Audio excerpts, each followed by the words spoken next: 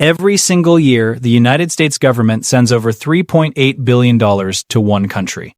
Not to rebuild a war zone, not as humanitarian aid, just as a transfer. Automatic, guaranteed, written into law, and that country, Israel, uses a significant portion of that money to buy American weapons, fund American defense contractors, and lobby American politicians. So I need to ask you something. Who is actually running American foreign policy? Let me start with a number that will frame everything you are about to hear. Since 1948, the year Israel was founded, the United States has given Israel more foreign aid than any other country in the history of American foreign policy. More than Japan after World War II. More than Germany after Reconstruction. More than all of sub-Saharan Africa combined. Over $310 billion, adjusted for inflation. Now, before you think this is a conspiracy theory, stop. This is public record. Congressional budget data. State Department filings. Financial disclosures. This is not a secret. It's hiding in plain sight. The question isn't whether America funds Israel. Everyone knows that. The question is, why? And who benefits? Because once you follow the money, really follow it, the picture that emerges is not just about two allied nations. It's about one of the most sophisticated political financing operations in modern democratic history. And it has a name. AIPAC, the American Israel Public Affairs Committee. Most people hear that name and think, okay, just another lobbying group. Washington has thousands of them. What's the big deal? Here is the big deal. For decades, AIPAC has been ranked by political insiders as one of the most powerful lobbying organizations in the United States, not just among foreign policy groups, among all lobbying groups, period. In 2022 alone, AIPAC and affiliated pro-Israel political action committees spent over $27 million on federal elections. That was a record at the time. But here is where things get interesting. AIPAC itself does not technically donate money directly to candidates. It's clever. It operates as an educational organization, which means it avoids certain disclosure rules. Instead, it works through a web of affiliated PACs and individual donors who are coordinated, directed, and mobilized to support specific candidates. The result? In the 2022 midterm elections, pro-Israel money targeted several progressive Democratic candidates who had been critical of Israeli policy. People like Summer Lee in Pennsylvania, Jessica Sesteros in Texas, Andy Levin in Michigan. Andy Levin, a Jewish congressman, by the way, who supported a two-state solution, was specifically targeted by AIPAC with over $4 million in attack ads.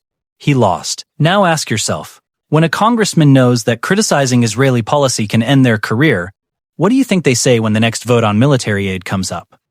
But AIPAC is just one piece of this machine. The deeper layer, the one that almost nobody talks about, is the defense industry. Here is how the money actually works. And I want you to pay close attention to this, because this is the part that makes the whole system self-sustaining. The United States gives Israel $3.8 billion per year in military aid.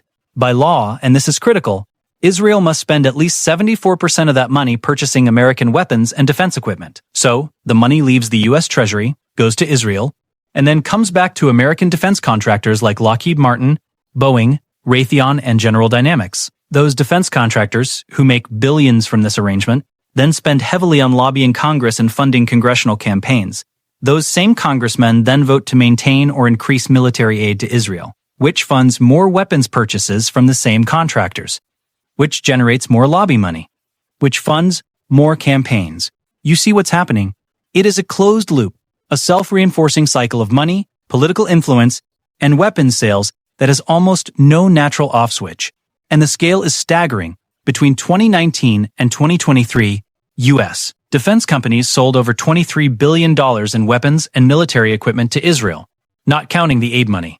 Lockheed Martin alone, the maker of the F-35 fighter jet, receives billions annually from Israeli contracts. The F-35, the most expensive weapons program in human history, $1.7 trillion total program cost, and Israel is one of its key international buyers. Most people think this is just a normal arms deal between allies, but the reality is much more calculated than that. When Israel buys F-35s, it doesn't just get planes, it gets deep integration into American defense infrastructure, shared intelligence networks, joint military exercises, technology transfers. This means that if America ever tried to distance itself from Israel, it couldn't.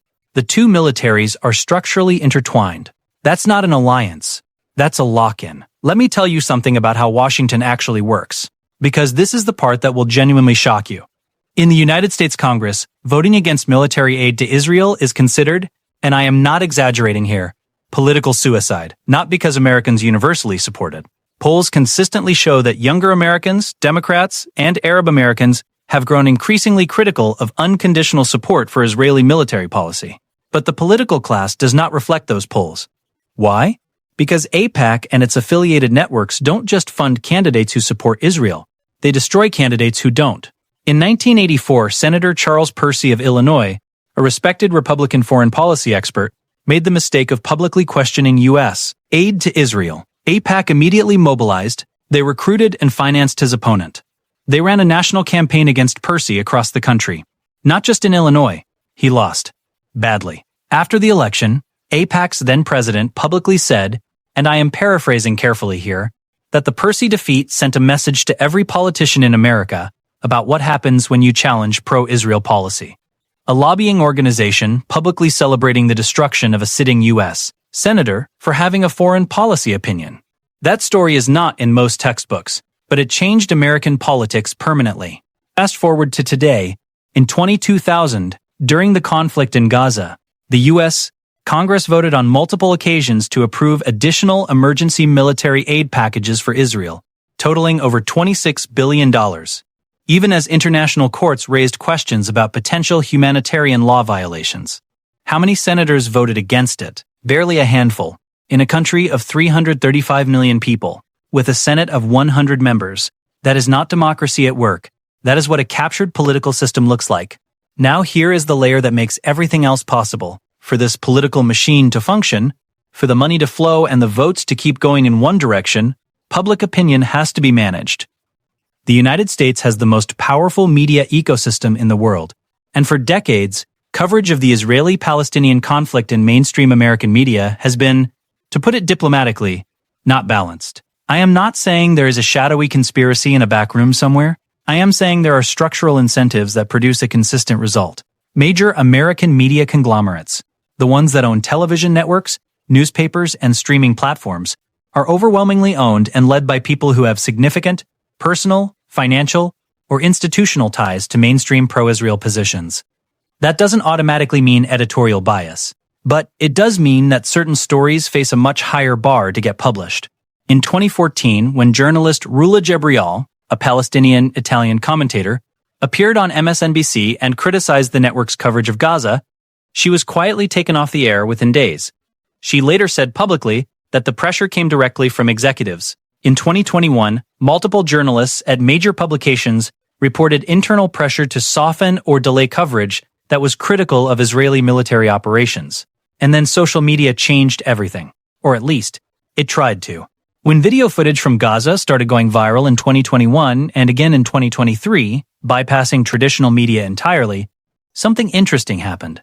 Public opinion shifted, especially among young Americans, and almost immediately, there were congressional hearings about banning TikTok.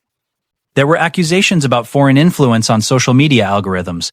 Now TikTok has genuine national security concerns around Chinese data practices. That is real. But it is worth asking, why did the movement to ban TikTok accelerate so dramatically, right as Palestinian content was reaching tens of millions of American viewers? I'm not telling you what to think. I am just asking you to notice the timing. Now let's talk about something that rarely gets discussed in this context, the economic relationship. Because beyond military aid and political lobbying, there is a massive web of trade, investment, and technology ties between the U.S. and Israel that creates its own set of incentives.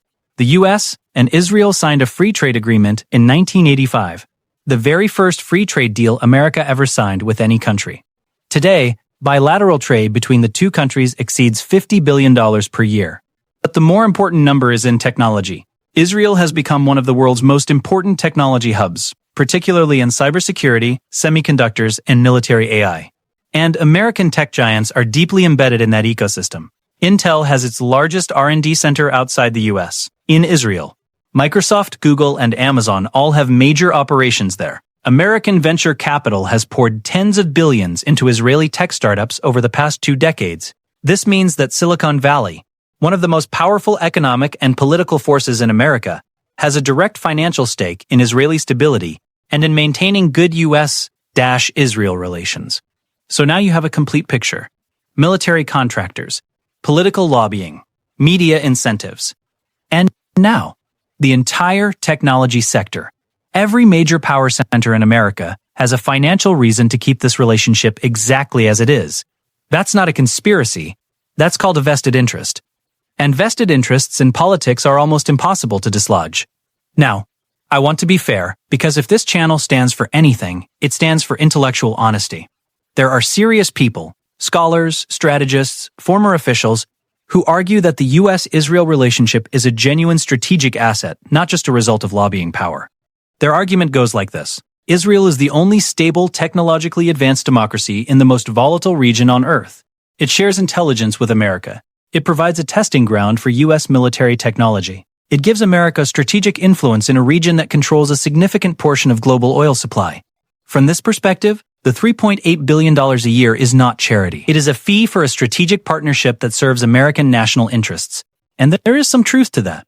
America's intelligence relationship with Israel, particularly around signals intelligence and cyber operations, is genuinely valuable. But here's the problem with that argument.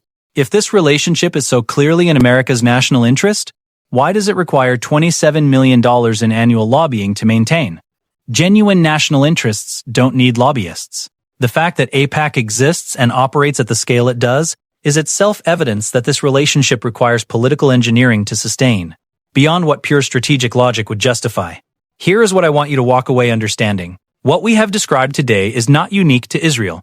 It is a masterclass in how small nations capture the foreign policy of large ones. Through three mechanisms: every time, money, narrative, structural dependency. Get your money into the political system early. Control the narrative in the media long enough to make your position the default.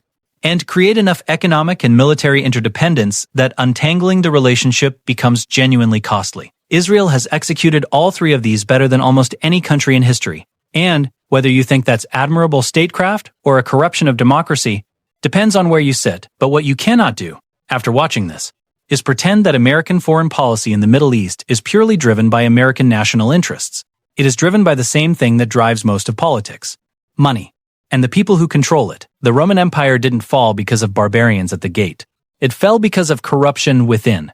Because the political system stopped serving the people and started serving whoever could pay for access. History rhymes. It always does. That's why this channel exists. Not to tell you what to think, but to give you the financial and historical context that mainstream media never will. If you believe that understanding money, real money, the kind that shapes wars and governments and civilizations, is more important than watching another talking head argue about politics, then this is your community. Hit subscribe, not for me, but because the next video we release might be the one that finally explains something you've been trying to understand for years, and you don't want to miss it.